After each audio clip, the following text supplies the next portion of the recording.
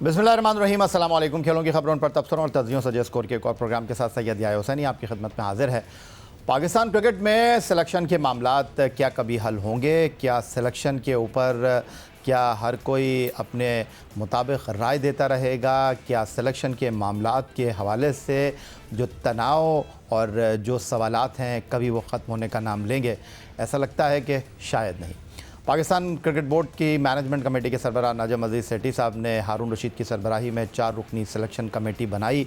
तो कहा यह गया कि जनाब इसमें माहिर आदाद व शुमारियात हसन चीमा साहब को शामिल करके एक नए सफ़र की शुरुआत की गई है। लेकिन 16 रुकनी 2 टेस्ट के लिए श्रीलंका में जिस टीम का ऐलान किया गया है उस टीम को देखने के बाद जहन में सिर्फ एक ही सवाल उभरता है कि सिलेक्शन कमेटी नई है लेकिन फ़ैसले पुराने दिखाई देते हैं। और ये बात इसीलिए भी कुछ सादिक दिखाई देती है कि हसन चीमा के बारे में कहा गया कि वो माहिर आदाद व शुमारियात हैं और वो सिर्फ ये नहीं बताएंगे कि सिलेक्शन के हवाले से कि इस खिलाड़ी की परफॉर्मेंस क्या है, बल्कि वो ये भी बताएंगे कि इस खिलाड़ी ने जिस जगह आप खेलने के लिए जा रहे हैं उन मैदानों पर उसकी कारकर्दगी क्या रही है। अगर ऐसा है तो फिर हसन चीमा को ये भी बताना चाहिए था कि फास्ट बॉलर हसन अली को किस बुनियाद पर टीम का हिस्सा बनाया गया है, जिन्होंने पाकिस्तान के लिए 22 टेस्ट मैचों में 78 विकेटें हासिल की हैं। 1 साल पहले जब वो श्रीलंका गए थे तो वहाँ पर 51 ओवर्स में वो सिर्फ 2 टेस्ट मैचों की 4 इनिंग में 3 विकेटें हासिल कर सके थे। तो उनका सिलेक्शन टीम में कैसे हो गया? फिर अगर सवाल यह है कि 33 साल के मोहम्मद अब्बास को, जिनकी काउंटी क्रिकेट में मोहम्मद अब्बास से ज़्यादा बेहतर कारकर्दगी है, उनको इसलिए टीम में शामिल नहीं किया गया कि वो 33 बरस के हैं, तो फिर टीम में 36 साल के बाएं हाथ के स्पिनर नोमान अली को टीम में क्यों शामिल कर लिया गया? फिर दूसरी तरफ लगता यह है कि हारून रशीद साहब जहां से उन्होंने सफ़र ख़त्म किया था वहीं से सफ़र शुरू कर रहे हैं। ना उनके पास कोई विज़न है, ना उनके पास मुस्तक़बिल की कोई मनसूबाबंदी है। पाकिस्तान टीम में 4 ओपनर्स को शामिल किया गया है और बज़ाहिर ऐसा ही लगता है कि 2 टेस्ट मैचों की सीरीज़ में अब्दुल्ला शफ़ीक़ और इमामुल हक़ के बाद शायद शान मसूद की बारी ही ना आए और ऐसी सूरत हाल में टीम में शामिल कर लिया गया है 21 साल के हुरैरा को। कोई शक नहीं कि उन्होंने पाकिस्तान शाहीन्स के लिए ज़िम्बाब्वे के ख़िलाफ़ उम्दा कारकर्दगी का मुज़ाहरा किया, 242 रन स्कोर किए। लेकिन क्या ये मुनासिब नहीं होता कि मिडल ऑर्डर में शामिल किया जाता 24 साल के उमैर बिन यूसुफ को, जिन्होंने पाकिस्तान शाहीन के लिए 348 रन स्कोर किए 250 रन की इनिंग के साथ। लेकिन इसकी वजह यह है कि उमैर बिन यूसुफ को टीम में शामिल इसीलिए नहीं किया गया कि जिसको पाकिस्तान की टेस्ट टीम का वाइस कप्तान बनाया गया उसकी टीम में जगह ही नहीं बनती। विकेट कीपर मोहम्मद रिजवान, जिनको नाक़िस परफॉर्मेंस पर बैटिंग की वजह से टीम से बाहर किया गया है, इत्तलात अब ये आ रही हैं कि श्रीलंका के दौरे में क्योंकि उनकी टीम में जगह नहीं बनेगी, क्योंकि विकेट कीपर सरफराज ने न्यूजीलैंड के खिलाफ 2 टेस्ट मैचों की सीरीज़ में 1 सेंचुरी 3 निफ सेंचुरियों के साथ 335 रन स्कोर किए थे और अब उनको बाहर करना इतना आसान है नहीं। तो विकेट कीपर मोहम्मद रिजवान, जो कि T20 क्रिकेट में इनिंग का आगाज़ करते हैं, वनडे क्रिकेट में नंबर 4 पर खेलते हैं, अब टेस्ट क्रिकेट में उनको बतौर मिडल ऑर्डर बैट्समैन खिलाने की तैयारी की जा रही है। हालांकि उनको टीम से बाहर किया गया था उनकी बैटिंग परफॉर्मेंस की वजह से। तो अगर सिलेक्शन कमेटी के यही मामलात हैं तो फिर सिर्फ इतना ही कहा जा सकता है Haroon Rashid Sahab, director cricket Mickey Arthur, coach Bradburn और माहिर आदाद व शुमारियात हसन चीमा साहब के लिए कि आप ही अपनी अदाओं पर ज़रा गौर करें। हम अगर अर्ज़ करेंगे तो शिकायत होगी। और पाकिस्तान क्रिकेट टीम की सिलेक्शन के ऊपर गुफ्तगू करने के लिए स्टूडियो में हमें ज्वाइन कर रहे हैं टेस्ट फास्ट बॉलर सिकंदर बख्श साहब। खुशामदीद कहेंगे आपको। सीनियर स्पोर्ट्स जर्नलिस्ट, रोज़नामा जंग कराची के क्रिकेट कॉरेस्पॉन्डेंट अब्दुल माजिद भट्टी साहब, बड़ी गहरी निगाह है आपकी पाकिस्तान क्रिकेट के उमूर पर। और टेस्ट ऑलराउंडर अब्दुल रज़ाक साहब लाहौर से वीडियो लिंक पर हमारे साथ मौजूद हैं। सीधा लाहौर ही चलूँगा अब्दुल रज़ाक साहब के पास। अब्दुल रज़ाक साहब, आपका एक इंटरव्यू मैं देख रहा था और आपने सराहा हारून रशीद साहब को और आपने कहा कि एक बात बड़ी अच्छी है हारून रशीद साहब की कि जब मैं अंडर 19 क्रिकेट में आया तो हारून रशीद साहब ने हर खिलाड़ी का नाम लेकर उसको मुखातिब किया, तो बड़ी अच्छी बात थी, इसमें कोई शक नहीं। लेकिन हारून रशीद साहब 70 बरस के हो गए हैं और हम जनाब इंग्लैंड की तरह टेस्ट क्रिकेट में मुहिम जोई का शौक़ रखते हैं, क्या ये मुमकिन है? देखें, पहले तो जो मैं बात कर रहा हूँ वो तकरीबन 27 साल करीब होने को है।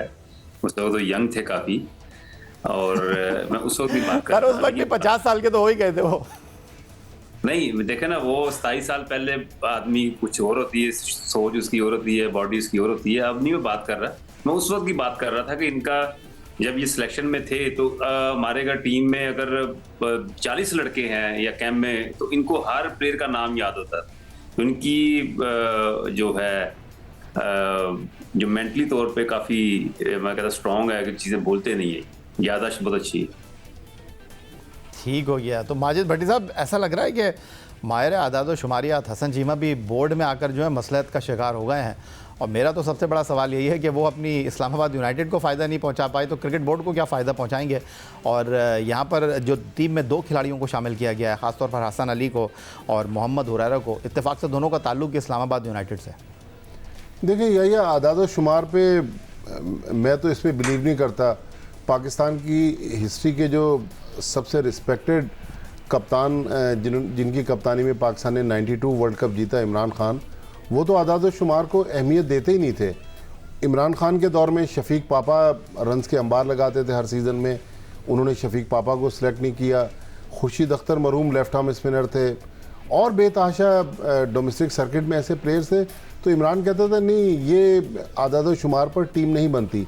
अब ये क्राइटेरिया आ गया कि पाकिस्तान जैसे मुल्क में एक हमारा टेस्ट क्रिकेटर है, एक आदाद शुमार के माहिर हैं, 2 फॉरेनर्स हैं। अब ये नॉन क्रिकेटर्स या वो लोग जिनको हमारी जो ग्राउंड रियलिटीज़ हैं, मैं मिकी आर्थर के ख़िलाफ़ नहीं हूँ ना ग्रांट ब्रैडबर्न के, लेकिन हमारे डोमेस्टिक में कैसे मैचेस होते हैं, किन हालात में लड़के मैचेस खेलते हैं। बिल्कुल आपने जो शुरू में बात की, मैं भी इसके हक़ में हूँ कि मोहम्मद अब्बास को हम इम्पोर्टेंस क्यों नहीं दे रहे। शायद अब्बास के पास अच्छी लॉबी नहीं है। यहाँ पर असल में लॉबी सिस्टम जो है वो इतनी तेज़ी से चला आ रहा है। बल्कि आपके प्रोग्राम में मैं उससे मुतासिर भी बहुत हुआ। आबिद अली जिस तरह इंटरव्यू देते हुए आप दीदा हो गए। देखें, अल्लाह ताला ने एक अच्छी सीरीज़ के बाद अचानक उसके साथ एक मसला हुआ, तो आबिद अली के जब टेस्ट लिए गए, वो सारे टेस्ट उन्होंने मेडिकली क्लियर कर लिए। तो मेरे ख्याल में हुरैरा के पास तो अभी बहुत चांस है। आबिद अली को अगर मौका दिया जाता तो बेहतर था, लेकिन समझ नहीं आ रहा। हम पिछले बोर्ड में कहते थे कि सिलेक्शन कमेटी जो है वो कप्तान के सामने बेबस है, तो लग रहा है कि हालात अभी भी बहुत ज़्यादा चेंज नहीं हुए। अभी भी वही सिचुएशन है। आप देखें ना, उसामा मीर कहाँ है। उसामा मीर को मेरे ख्याल में होना चाहिए था टेस्ट टीम में। ख़ुद हारून रशीद कह रहे हैं कि फिंगर स्पिनर्स जो हैं वो कामयाब होंगे श्रीलंका में, लेकिन हमने एक अपने जो सबसे अच्छा फिंगर स्पिनर था उसको छोड़ के जा रहे हैं। यासिर शाह के साथ क्या हो गया? क्या यासिर शाह ख़त्म हो गया? प्रेस कॉन्फ्रेंस करके हारून रशीद टीम अनाउंस क्यों नहीं कर रहे? अब सिर्फ एक मीडिया रिलीज़ के जरिए टीम अनाउंस कर देना और उसके बाद 2-4 अपने हम ख्याल मीडिया के दोस्तों के सामने मीडिया टॉक कर देना, ये कोई हल नहीं है। आप प्रेस कॉन्फ्रेंस आएँ, लाइव पब्लिक भी तो सुनिए आप बोल क्या रहे हैं। हाँ, सिकंदर बख्श साहब, हारून रशीद साहब आपके साथी, आपके दोस्त, वर्ल्ड कप आपके साथ वो खेले, और अब्दुल रज़ाक साहब कह रहे थे कि 27 साल पहले आतिश जमा था, 27 साल पहले उनके सोचने का अंदाज़ अलग था। लेकिन ट्राई एंड टेस्टेड है हारून रशीद साहब, और लोग जानना चाहते हैं कि भाई उनके पास कौन सी ऐसी गीदड़ सिंगी है कि वो क्रिकेट बोर्ड में आ जाते हैं। मैं भी शामिल हूँ, तो मुझसे इतना पूछें। चलें इसको छोड़ देते हैं। मैं सीधा आपसे, अभी मैं रज़ाक जो कह रहे थे कि वो उम्र के हिस्से में सोच बदल जाती है। वो बंदा जितना एज्ड होता है ना, तो वो कहते हैं कि वो और मैच्योर हो जाता है, उसकी सोच में मैच्योरिटी आती है। ये ना समझें कि, और वो बहुत प्रिविलेज लोग होते हैं, वो बहुत अल्लाह की उन पे मतलब अल्लाह का उनको हम शुक्र अदा करते हैं कि हम इस स्टेज पे पहुंच गए। वरना एवरेज एज जो इस वक्त चल रही है वो 45, आई हर्ड के दुनिया में जो एवरेज एज है वो 40, 45 और 50 के दरमियान है। अगर हमने वो क्रॉस कर लिए तो वी आर लकी वन, अल्लाह की रहमत है। मगर मैच्योरिटी आ जाती है। देखें अभी जो बातें हो रही हैं उसके अंदर मुझे जो स्टैट्स का बंदा है वो तो मैं मानता ही नहीं, और मैंने ये चैलेंज किया हुआ है कि पहली सिलेक्शन में तो वो टोटली नाकाम हो गए ना। मैंने आपके सामने 2-3 चीज़ें रखी। अगर आप हसन अली को टीम में लेकर आ रहे हैं, हसन अली की परफॉर्मेंस नहीं है। फिर मैंने आपको बताया कि हसन अली 1 साल पहले श्रीलंका में 2 टेस्ट मैचों की 4 इनिंग में सिर्फ 3 विकेटें हासिल करते हैं, तो इस बुनियाद पर तो उनको टीम में नहीं होना चाहिए। और अगर आप हसन अली को टीम में लेकर आ रहे हैं काउंटी की परफॉर्मेंस पे, तो उन्होंने वनडे नहीं बल्कि T20 में 5 आउट किए हैं।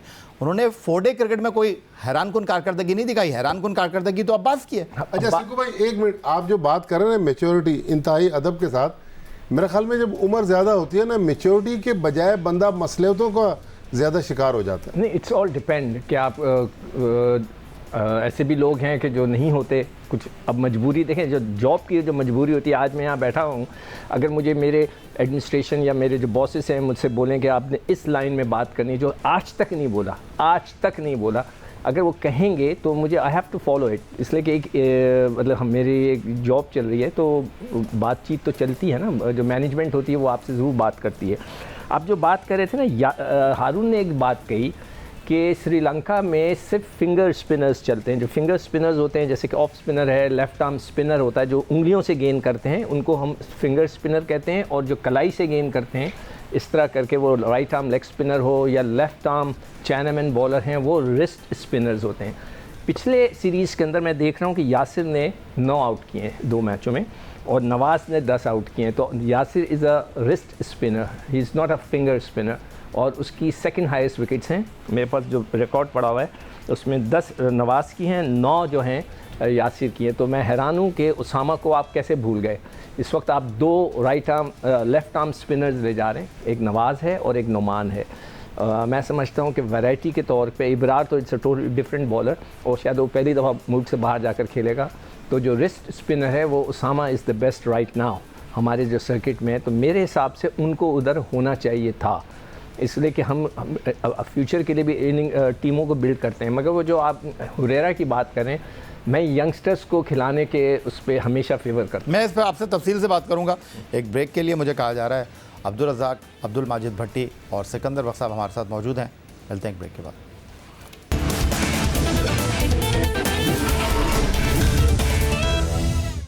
ब्रेक के बाद एक बार फिर कहेंगे खुश आमदीद। और दौरे श्रीलंका के आईसीसी टेस्ट चैम्पियनशिप के 2 टेस्ट मैचों के लिए 16 अरकान पर मुश्तमिल जिस टीम का ऐलान किया गया उस टीम पर एक निगाह डाल लेते हैं, फिर अपने एक्सपर्ट से मज़ीद गुफ्तगू करेंगे। दौरा श्रीलंका के लिए पाकिस्तान क्रिकेट बोर्ड की सिलेक्शन कमेटी ने जिस टीम का ऐलान किया है, बाबर आजम उस टीम की क़यादत कर रहे हैं।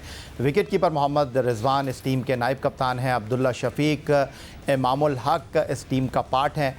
उसके साथ मोहम्मद नवाज़ जो पिछले साल भी टीम के साथ थे। अबरार अहमद पहली मरतबा गैर मुल्की दौरे पर टीम के साथ होंगे।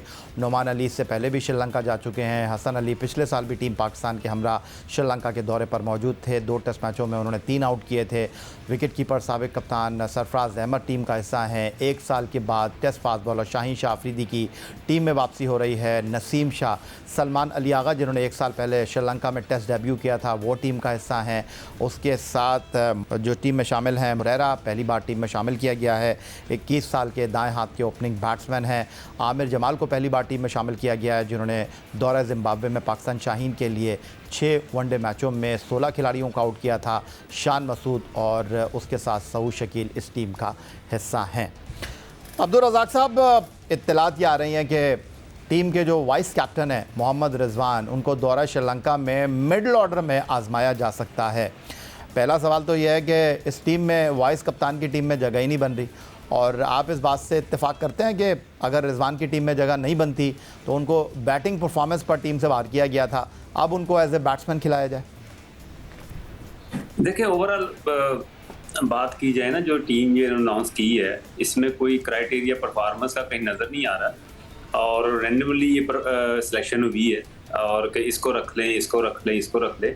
अगर स्टैट्स के बेस पे होता था तो फिर वो 1-2 प्लेयर शायद ना होते। अब देखें, उन्होंने आमिर जमाल को भी रखा है और मोहम्मद नवाज़ भी टीम का हिस्सा है, सलमान अली आगा भी है। और बात यह है कि जो 11 की टीम बननी है तो मेन तो वो कंसर्न है कि किन्होंने खेलना है। और ओवरऑल ये 2 टेस्ट मैच हैं और सीरीज़ बहुत छोटी है, इसमें पता नहीं चलता है। एक टेस्ट मैच में अगर परफॉर्म नहीं करता तो हो सकता है कि कोई चेंजिंग ना हो अनलेस कोई अनफिट ना हो जाए। तो ओवरऑल देखा जाए तो जो टीम न्यूजीलैंड के खिलाफ खेल रही थी, चांसेस हैं शाहीन शाह अफरीदी बीच में इन करेंगे शायद, अगर वो फिट है टोटली वो खेलेंगे। और अगर फास्ट बॉलर को देखा जाए तो 3 फास्ट बॉलर हैं उनके पास, 1 ऑलराउंडर। और कॉम्बिनेशन वाइज 11 की टीम जब बनाई जाती है तो बड़ा मुश्किल हो जाता है। तो मुझे उम्मीद है कि जो इन्होंने टीम बनाई है, ये जो 11 की बनेगी इसमें जो 5-6 प्लेयर तो हो सकता है किसी को मौका ही ना मिले टेस्ट मैच में खेलने का। जैसे आमिर जमाल है, उनको अपॉर्चुनिटी ना मिले क्योंकि पिच वहाँ की अब टोटली देखा जाता है तो बिल्कुल ही स्पिनर के लिए काफ़ी अच्छी होती है। तो हमारे पास स्पिनर की ऑप्शन भी बहुत कम है। अगर देखा जाए, ब्रार के बाद कोई लेग स्पिनर नहीं है हमारे पास। तो नुमान है दो और सलमान अली आगा है ऑस्ट्रेलिया, ये कर लेते हैं तो बड़ा मुश्किल होगा मेरे हिसाब से 11 की टीम बनाना। और जो पिच की रिक्वायरमेंट होगी श्रीलंका की पिचेस के मुताबिक जिन बॉलों को खेलना चाहिए, जैसे यासिर शाह की आप बात कर रहे हैं और उसामा मीर की कर रहे हैं, तो अगर फर्स्ट देखा जाए तो यासिर शाह का उसका हक बनता है, उसको अपॉर्चुनिटी देनी चाहिए थी, क्योंकि काफ़ी सालों से वो टीम से बाहर भी हैं, तो वो अभी डोमेस्टिक में बड़ा अच्छा परफॉर्म कर रहे हैं, फिटनेस भी उनकी बेहतर है और अब टाइम उनका था डिलीवर करने का, तो एकदम से इग्नोर किया जा रहा है यासिर शाह को।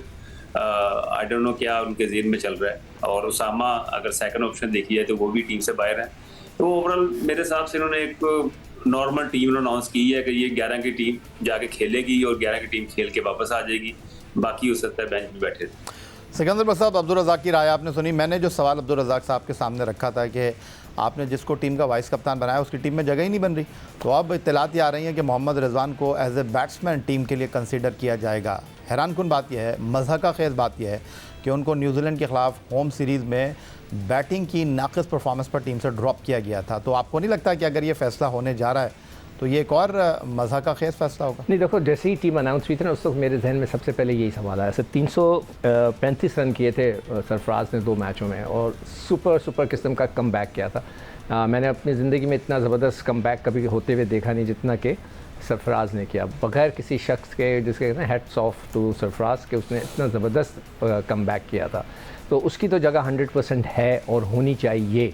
अब रह गया कि आप दूसरे विकेट कीपर को भी खिलाएँ एज ए मिडल ऑर्डर, वो तो बहुत बड़ा जुल्म हो जाएगा। मैं तो एक्सपेक्ट कर रहा था, बल्कि मैंने सोचा हुआ ये था कि जब भी इस पे प्रोग्राम होगा मैं ये बात करूँगा कि सेलेक्टर्स और मैं क्रिकेट बोर्ड को ये अपनी तरफ से मशवरा देना चाहूँगा फ्री में कि देखें, आप जब टीम बनाते हैं ना तो आपने फ्यूचर की टीम भी बनानी होती है। तो फ्यूचर के लिए you must have a young wicket keeper. आप एक दो पुराने विकेट कीपर को, जो कि मतलब एक टेस्ट में अपनी जगह नहीं छोड़ेगा सरफराज, फिर जाके रन्स करे तो फिर वो अपनी जगह पक्की है, रिजवान इस तरफ पक्का है, तो आपको टेस्ट क्रिकेट के अंदर कम से कम इस टूर पे एक नौजवान विकेट कीपर को लेके जाना चाहिए था जिसका फ्यूचर हो। आपने फ्यूचर भी तो बनाना है, आपने सिर्फ ये नहीं देखना कि यार ये इसका दोस्त है, इसका साथी है। तो मुझे पहले दिन ही से इस पे एतराज़ था कि ये 2 विकेट कीपर्स हैं, मैं सरफराज को। लेकिन सिकंदर बख्श साहब, जिनको अपने फ्यूचर की परवाह हो, दूसरों का फ्यूचर क्या सोचेंगे? अपने फ्यूचर की परवाह आप किसको कहना चाह रहे हैं? आप सेलेक्टर को? यस। अच्छा देखें, वो तो अब छोड़ देना उसको, वो हारून की अपनी एक मजबूरी है, वो he wants to be in the PCB और उनको पसंद भी किया जाता है, जो भी उनकी वजह है वो काम भी करते होंगे जब भी उनको पसंद किया जाता है, तो वो अलग चीज़ है। मगर मैंने पहले दिन ही इसके ऊपर जो है मेरे मतलब कि राय ये थी कि यहाँ पर मैं क्रिकेट बोर्ड को फिर एडवाइस करूँगा कि प्लीज़ नौजवानों को, मैं हुरैरा पे बिल्कुल मुझे एतराज़ नहीं है कि चले अच्छी बात है, 26 साल आमिर जमाल, इस 26, क्या इतने आउटस्टैंडिंग हैं, वो भी फास्ट बॉलिंग पे आगे चल के बात करते हैं। माजिद भट्टी साहब, आपको गुफ्तगू का हिस्सा बना लेते हैं एक बार फिर। मैं आपसे ये जानना चाहता हूँ कि एक बात जिस तरह अब्दुल रज़ाक ने कही कि सिलेक्शन में न कोई मयार दिखाई दे रहा है, न सिलेक्शन में कोई सिम दिखाई दे रही है, और एक तरफ हमने कुछ आदाद व शुमार आपके साथ शेयर किए। आपको याद होगा कि वनडे सीरीज़ में अनफिट हुए थे मोहम्मद नवाज़, तो फिटनेस का भी कोई क्राइटेरिया होता है ना। उन्होंने अपनी सोशल मीडिया पर वीडियो अपलोड की और आपने उनको टीम में शामिल कर लिया, तो पाकिस्तान क्रिकेट बोर्ड का मेडिकल पैनल किधर है? पहला सवाल तो मेरा आपसे ये है। और दूसरी बात ये कि जिसकी टीम में जगह नहीं बन रही, आपने उसको टीम का वाइस कप्तान बना दिया। इत्तेफाक करते हैं इन दोनों बातों से? बिल्कुल, देखें यही सिम तो वाकई नज़र नहीं आ रही कि कोई भी आप काम करने जाते हैं, मिसाल के तौर पे अगर आप कोई मकान भी बनाना चाहते हैं तो पहले उसका नक्शा अप्रूव करवाते हैं कि भाई इतने फ्लोर होंगे, इतने कमरे होंगे, कोई एक क्राइटेरिया सामने होता है। लेकिन इस टीम में आप देख लें, कोई क्राइटेरिया नहीं है। बास प्लेयर किसी और वजह से टीम में आ गए, किसी को किसी और वजह से टीम में शामिल किया गया, तो मेरा ख्याल में गिव एंड टेक की बुनियाद पर इसमें मुझे लग रहा है कि मिकी आर्थर कुछ ज़्यादा डोमिनेट करते हुए नज़र आ रहे हैं। अगर आप देखें कि मिकी आर्थर जब 2019 में पाकिस्तान की कोचिंग से हटे थे तो हसन अली उस वक्त पाकिस्तान के मेन बॉलर थे। इस बार भी मुझे लग रहा है कि मिकी आर्थर की राय की वजह से हसन अली टीम में वापस आए। हुरैरा ठीक है, यंगस्टर हैं, लेकिन एकदम से हुरैरा को टीम में डाल देना, और फिर जब आपके पास होम सीरीज़ होती है तो होम सीरीज़ में यंगस्टर्स को आप ज़्यादा मौका दे सकते हैं। लेकिन यहाँ मेरा ख्याल में कोई क्राइटेरिया नज़र नहीं आ रहा। फिर मेडिकल पैनल को देखें, थोड़ा सा शक का फ़ायदा इसलिए दे दें कि जो नजीब सुमरो जिनको ऑस्ट्रेलिया से लाया गया था, देखें ये हमारे क्रिकेट में एक बड़ी बदकिस्मती रही कि कोई ऑस्ट्रेलिया से आया था माजी में, कोई इंग्लैंड से आया था, कोई कहीं से आया था। अब पाकिस्तानी जो है वो एक एक करके वापस आ रहे हैं। तो डॉक्टर सोहेल सलीम को थोड़ा सा मेरे ख्याल में बेनिफिट और डाउट। मैं ये नहीं कह रहा माजिद भट्टी साहब कि सोहेल सलीम को लाना गलत है, नजीब सोमरो को निकालना गलत है। मेरा कहना यह है कि एक खिलाड़ी अनफिट हुआ है, ठीक है, तो आप उसका मेडिकल टेस्ट तो करते हैं, फिर उसके बाद सब्जेक्ट टू क्लियरेंस रखते। बिल्कुल, और या उसको आप बुलवा लेते कैंप में बुला के एक आध जो, क्योंकि माजी में इस तरह हुआ है, किसी को आपको टीम से बाहर करना, वो मेडिकल टेस्ट आपने उसका कराया, 6 चक्कर लगाए ग्राउंड से, सांस फुलाया, बोला नहीं जी मुकम्मल फिट नहीं है। और फिर वो साउथ अफ्रीका में ट्रेनिंग कर रहा था। चूँकि नवाज़ की जो अहलिया हैं वो साउथ अफ्रीकन है, तो वो पाकिस्तान में कम रहते हैं, तो वहाँ से उन्होंने वीडियो बना के केप टाउन की किसी एकेडमी से भेजी और उसके बाद वो टीम में आ गए। बिल्कुल इसमें मेडिकल पैनल की क्लियरेंस शामिल होना चाहिए थी। आई होप कि ये मामला आगे बेहतर हो, लेकिन जो माजी में हम पिछले बोर्ड के दौर में मामला देख रहे थे, मेरे ख्याल में उससे भी थोड़े से अब मामला ख़राब हो गए। बजाय बेहतरी की इतनी बातें की गई कि ये होगा वो होगा, लेकिन अभी तक नज़र नहीं आ रहा। और देखें, सारा कुछ ये डिपेंड करता है कि टीम का रिज़ल्ट कैसा रहता है, और खुदा न खास्ता टीम का रिज़ल्ट अगर ऊपर नीचे हुआ। देखें, पाकिस्तान के जो मेन प्लेयर्स हैं, चाहे वो बाबर आजम हो, चाहे वो रिजवान हो, चाहे सरफराज हो, ये लोग तो काफ़ी दिनों से क्रिकेट नहीं खेल रहे। और फिर बहुत सारे प्लेयर्स हमने वाइट बॉल के लिए इंग्लैंड भेजे हुए। तो सऊद शकील काउंटी क्रिकेट खेल रहे हैं, लेकिन मैंने तो सऊद शकील की एक बड़ी इनिंग्स भी नहीं पढ़ी कि भाई उन्होंने वहाँ खेली हो। तो मतलब हमारे प्लेयर एकदम से आएंगे और श्रीलंका की इतनी मुश्किल कंडीशन में, फिर टीम अनाउंस हो गई, अभी तक श्रीलंका की आइटनरी नहीं आई। हमें ये भी नहीं पता कि हम किस ग्राउंड पर कब मैच खेलेंगे। ये भी चीज़ इंपॉर्टेंट होती है ना। श्रीलंका में मुख्तलिफ ग्राउंड्स के मुख्तलिफ जो है वो पिचेस होती हैं, लेकिन अभी तक शेड्यूल अनाउंस नहीं हुआ, टीम अनाउंस हो गई। बहुत शुक्रिया अब्दुल रज़ाक साहब, बहुत शुक्रिया सिकंदर बख्श साहब, और बहुत शुक्रिया अब्दुल माजिद भट्टी साहब। यही आज का हमारा प्रोग्राम था। ट्विटर पर आप मुझे फॉलो कर सकते हैं, आप हमें ईमेल कर सकते हैं, अपनी राय से आगाह कर सकते हैं score@jio.tv पर। इस दुआ, इस उम्मीद, इस तवक्को के साथ कि पाकिस्तान में खेल और खिलाड़ी तरक्की करते रहें। सैयद याह्या हुसैनी को स्कोर की पूरी टीम के साथ अगले प्रोग्राम तक के लिए इजाज़त दीजिए। अल्लाह हाफ़िज़।